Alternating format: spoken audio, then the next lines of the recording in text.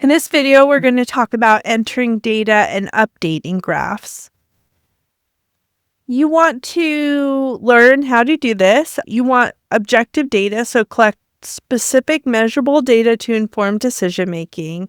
You want to consistently record the data using standardized procedures and operational definitions.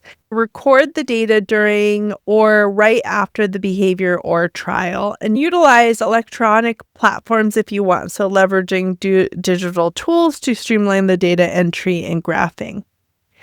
So why accurate data matters is the foundation of effective ABA. So it's how we're making all these decisions. It helps us know the progress, how they're working on goals and what's going on. And it also supports communication. So it allows everyone to have these meaningful discussions about the needs, the goals, what's going on with therapy.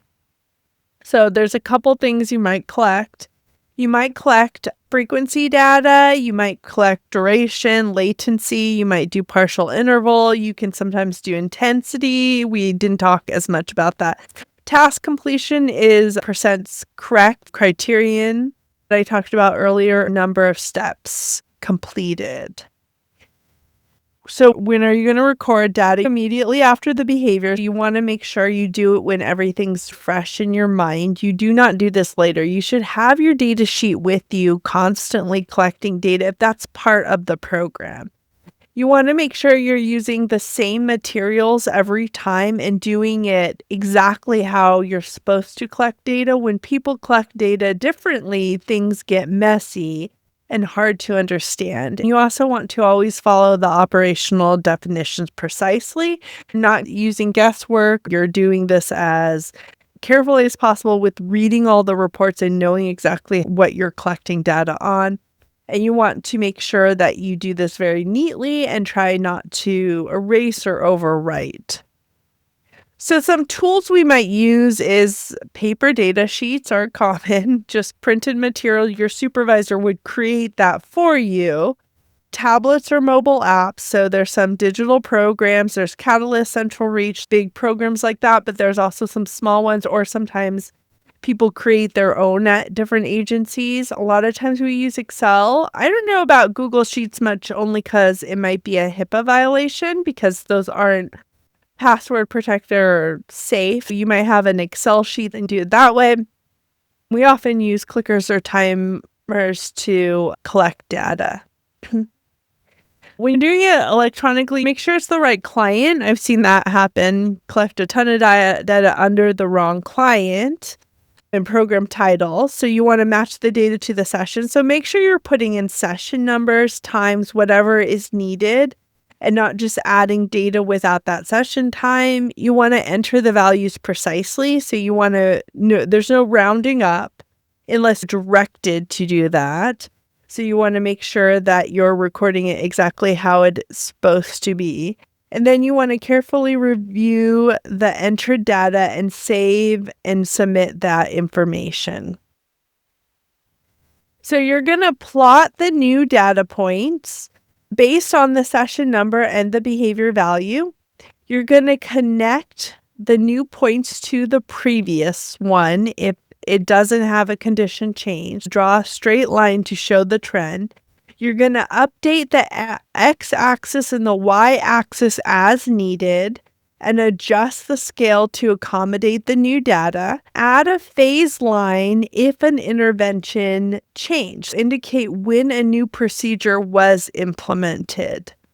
If you start a new intervention or if you move from baseline to intervention. You're going to model all those little pieces that we showed you in the graph. For this is one, you want to check the data and the values, so ensure that the data points on the graph match the values recorded on your data sheets. For paper graphs, make sure you're using a ruler or graphing paper. Graphing paper is by far the best thing ever if you're going to handwrite graphs. You're also going to use a correct graph type, so make sure you're using like a line graph for most things. You might need to use a bar graph if you're looking at preference assessment data. And then you want to label everything really clearly, and so you avoid any, mistakes.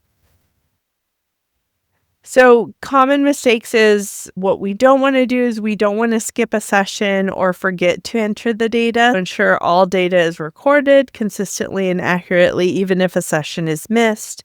You don't want to plot the wrong value or wrong date, so double check that you're putting in the right dates. That's a very common mistake. You also want to mark phase change. So if there was a phase change, make sure you're putting that on your graph and clearly indicating any changes in the intervention or program. Make sure you're asking questions when unsure. If you're ever unsure about how to record or graph the data, make sure you're consulting your supervisor and asking for help. And then, so we're going to review our work. So always review your data entries and graphs to ensure accuracy. Ask for help when needed. So don't hesitate to reach out to your supervisor or other RBTs if you have any questions or concerns.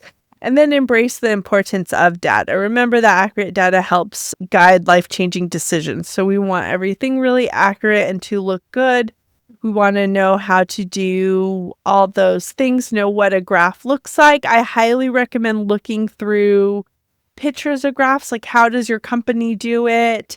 A lot of times you're generating it from computer programs these days, which is fine, but look at quite a few graphs and you can practice all the skills, the level, trend, variability, etc., as well as interpreting the graph. I would also try at least at once to draw yourself a graph. So it's a fun activity to take some data on something, anything, how many times your dog barks, how many times your child asks for something, how many times you see a bird eat food from a feeder. You can find anything and take some data, and then using graphing paper, try to draw a perfect graph with all the labels correctly, everything written right. There's lots of YouTube videos on this these days, so you can utilize some additional resources to do that.